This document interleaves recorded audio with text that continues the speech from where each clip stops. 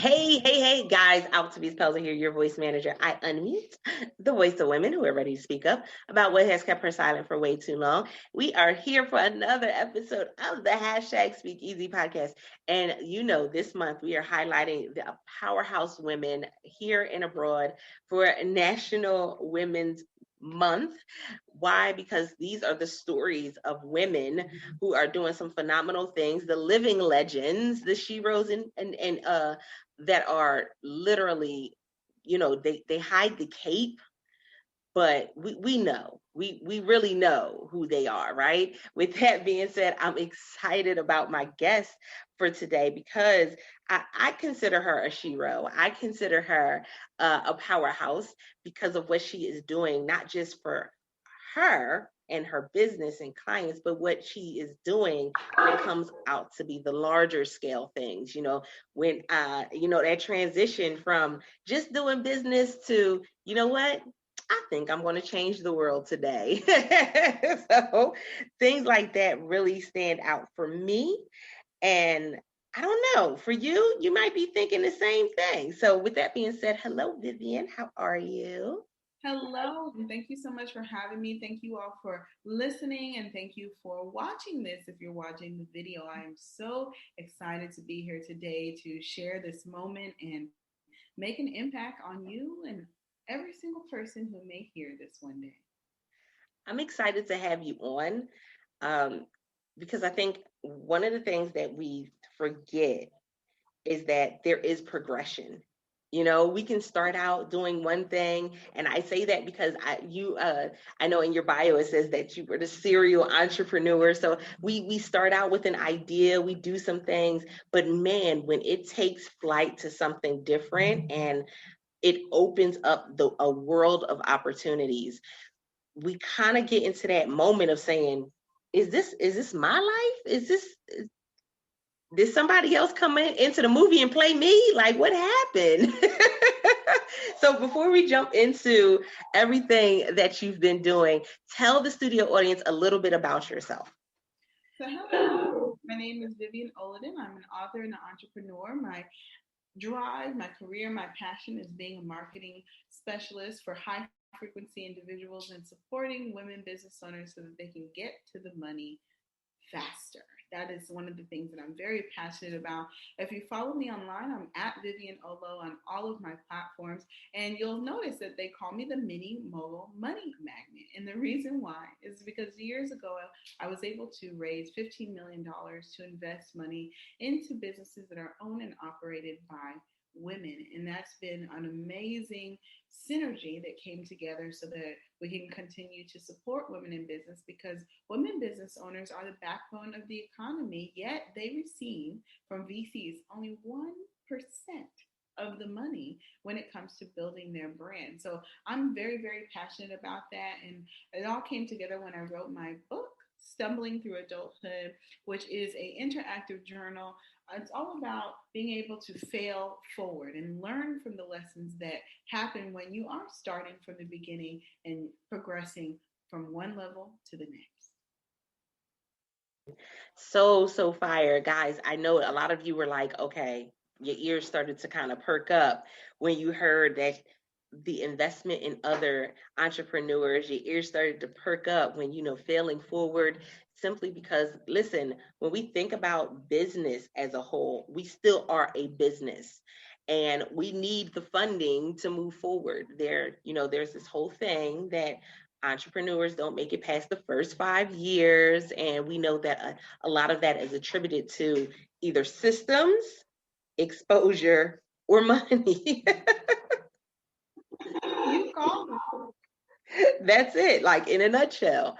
And so with that being said, Vivian, when when you had the heart, when you first had the heart to say, I want to help other business owners, was it when you did that and started, collecting the money for it, or was it prior to that?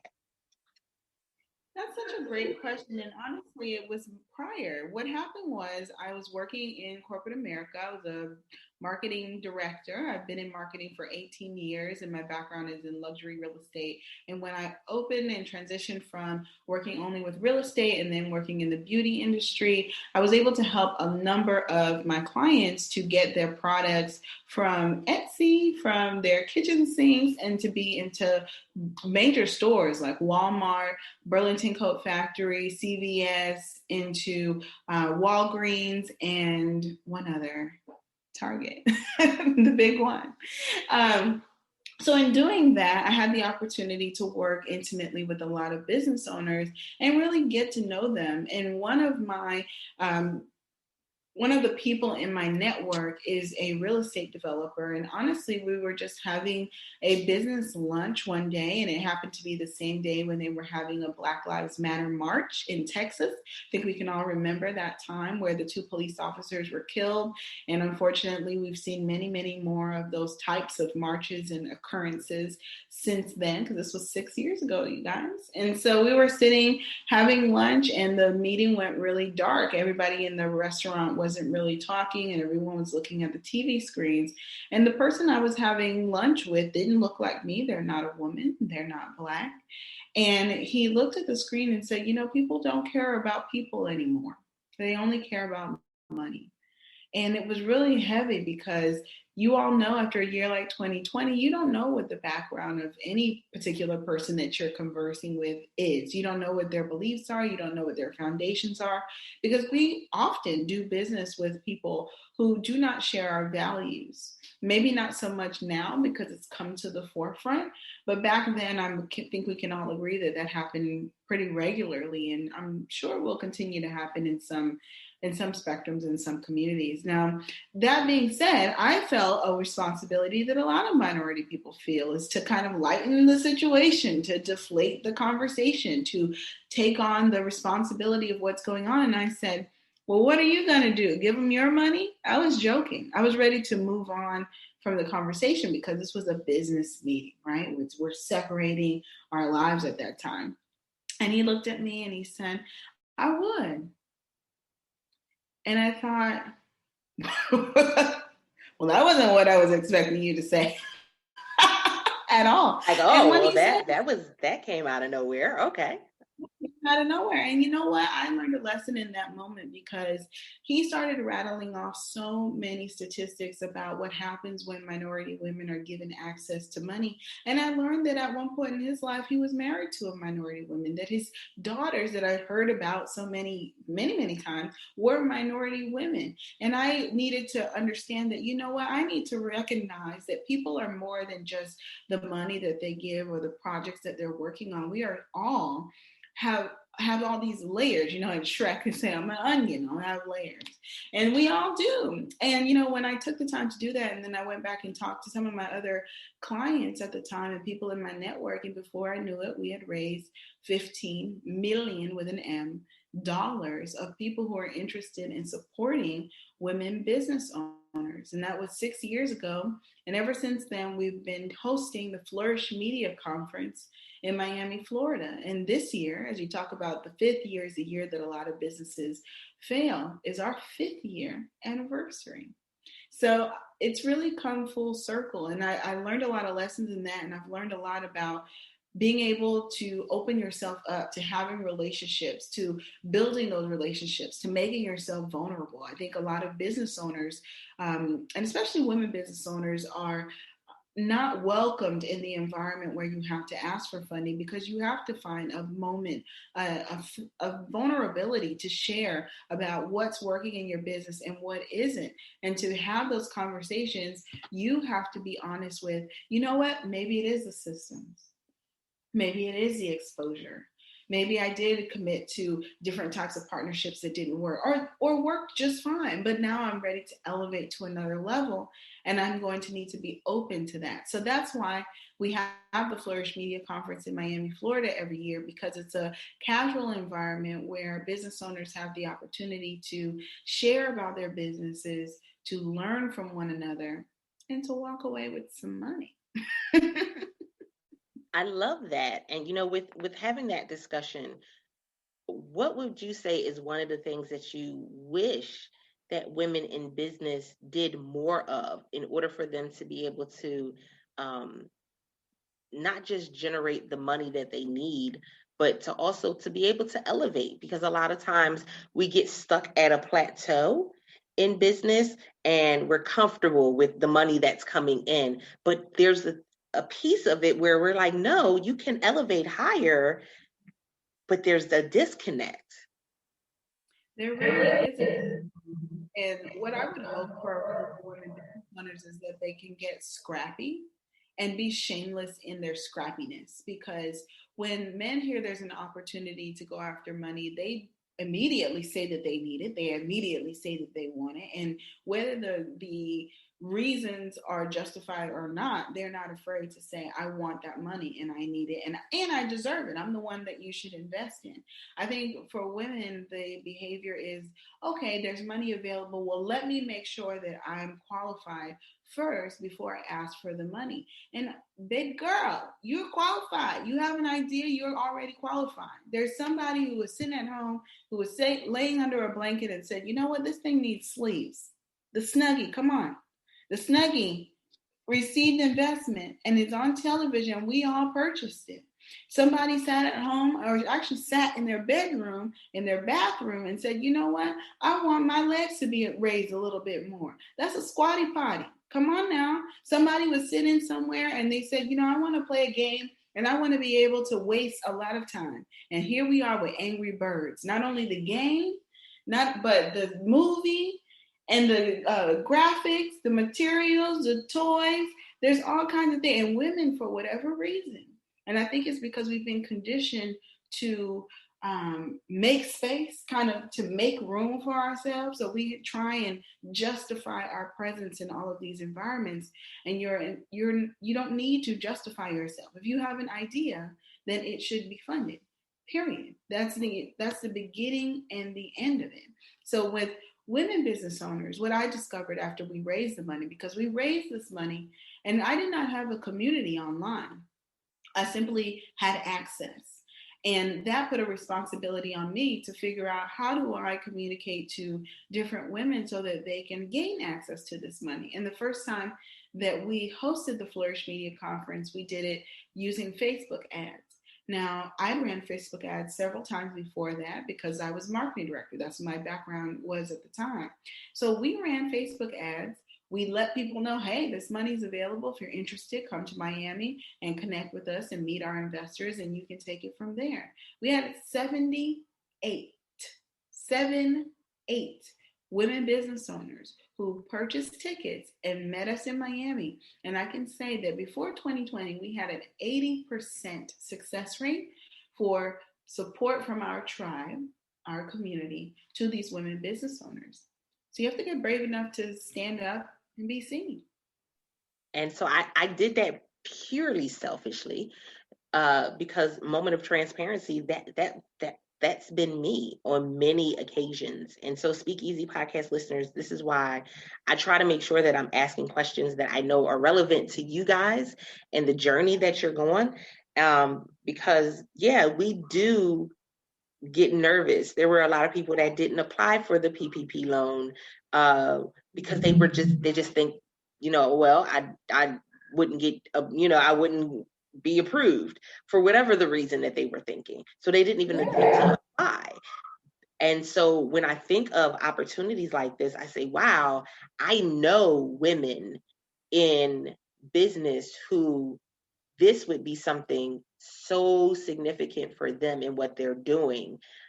And I'm just like, why did I not know about this beforehand? Like, what is going on? This is something that everybody needs to know about. But then on the flip side, it's like, would I apply? Would I not apply? And so here it is. Immediately, my mind went to, oh, I know this person that could use this. I know this person. I'm going to get the information and ship and send it to these people. And then on the other side, I'm like, is this really something that I could apply for? Like you hit the nail on the head when you said we start trying to say, well, am I qualified enough? And all of these things. And here I'm like, as soon as you said it, I said, that was exactly what was needed. yes. And you know what? The Flourish Media Conference we hosted every year in Miami, Florida. And we also 3 years ago added a $1,000 small business grant. So I've been to a ton of conferences. In corporate America, it's a very regular part of growing your business and growing your network. And that's something else that women business owners, and especially minority women business owners, don't know, or they are not aware of how important it actually is to attend these different types of conferences so that you can get in the room with these people. And for us, when we host our conference, we've always focused on making sure that there's space for aspiring women business owners, those who are established women business owners, because they all learn from one another. In Miami, Florida, we welcome just about 200 women business owners to this conference. And you're right, more people should know about it. And a lot of people learned about this opportunity because Creole Essence, who a lot of people know now because, her beauty products are fabulous, but also because she was on Shark Tank. But they learned about Flourish Media Conference because she actually practiced her pitch and originally started having conversations with investors from the Flourish Media Conference. And a lot of the materials that you actually saw on stage at Shark Tank, the setup, the boards, all that stuff was designed or printed and created from our partners at Flourish Media, because we are a marketing company. That's what we do, is we position brands to be able to grow. So I would say with women business owners, having the opportunity to win a $1,000 small business grant by attending the Flourish Media Conference virtually this year is a really great opportunity to reinvest back into yourself and figure out where you would spend that $1,000. Would you spend it on Facebook ads like we did the very first year that we started? Would you spend it on rebranding some items so that you could show up in the online space or at a meeting in a way that will allow you to flourish? Would you spend that money on paying an assistant? Maybe you need to look on Fiverr or get certain things done, or pay a babysitter so that you can have 5 minutes or a day alone so that you can take care of these items in your business. So we're so grateful for all of our speakers, because I'm sure if you have gone to other kinds of conferences, you have these people who are just kind of speaking at you, and almost always, especially now, it's become very common for them to try and sell you something. They want you to opt into their program, buy my coaching, purchase my book, whatever it may be. And that's beautiful, because that's what business is. If they're solving the problem for you, you should purchase from those people. But at our conference, every single one of our speakers actually gives, they donate to this small business grant, because we want to make sure that our speakers are in complete alignment with the mission of the larger organization, which is Behind the Leaf. Flourish Media Conference is ran by a nonprofit, my nonprofit, Behind the Leaf, and all the donations and the ticket sales and everything that we raise goes toward building these materials, but also providing these small business grants throughout the year. I absolutely love that. I know this has been an amazing episode on so many different levels. I think it's going to break the stigmas that some women had, when it came to their business and what they could actually do. And asking for help. Asking for help is really a big one that we tend to kind of shy away from, because that whole it's glamorized, that whole solopreneur experience, but we don't have to do it alone. And so I thank you for what you are doing through Flourish Media Conference and through your nonprofit, because again, it is needed on so many different levels. And if nobody else becomes the spokesperson for it, I will. Listen, I'll go ahead and put it out there to the world, because again, I've come in contact with far too many women entrepreneurs who they shut down and they shift because they don't have the money to keep going.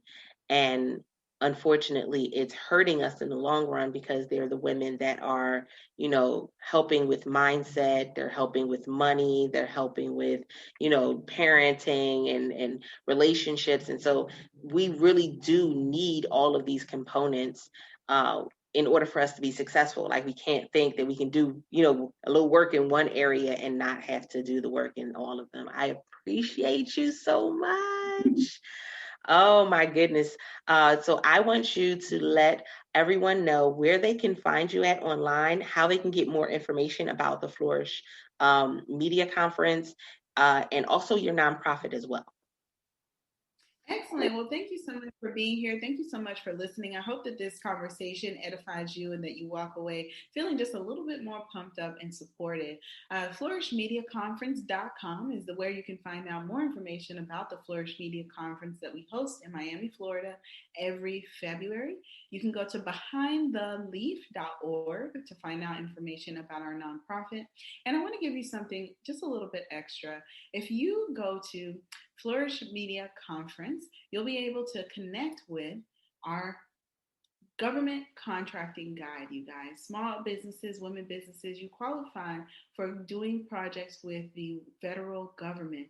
There is millions of dollars in contracts that have to be filled every single year, and they are filled every single year. And 5% of them are supposed to go to minority business owners. But guess what, you guys? We don't get them. The government, since they put this in action in 1970, have only been able to reach 3% since 1970 because we don't file as minority businesses and we don't go after these contracts. So I want you to download our free government contracting guide. If you go to @Vivian Olo on any platform, but on Instagram specifically, @Vivian Olo, and click on the link that says Clubhouse, because I've been talking about it a lot on Clubhouse, you can download the free government contracting guide because I want you to get to this money.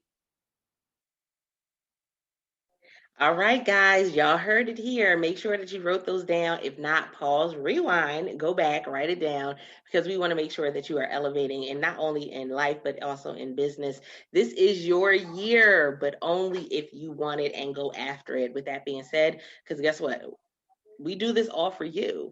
We want to know how this episode resonated with you. Leave us a review on your favorite podcasting platform or come join the conversation, bit.ly/World Voice Community. We definitely want to hear from you and what it is that you were able to take away from this episode. Guys, we got some great things coming. And with that note, until next time, don't forget to press it out.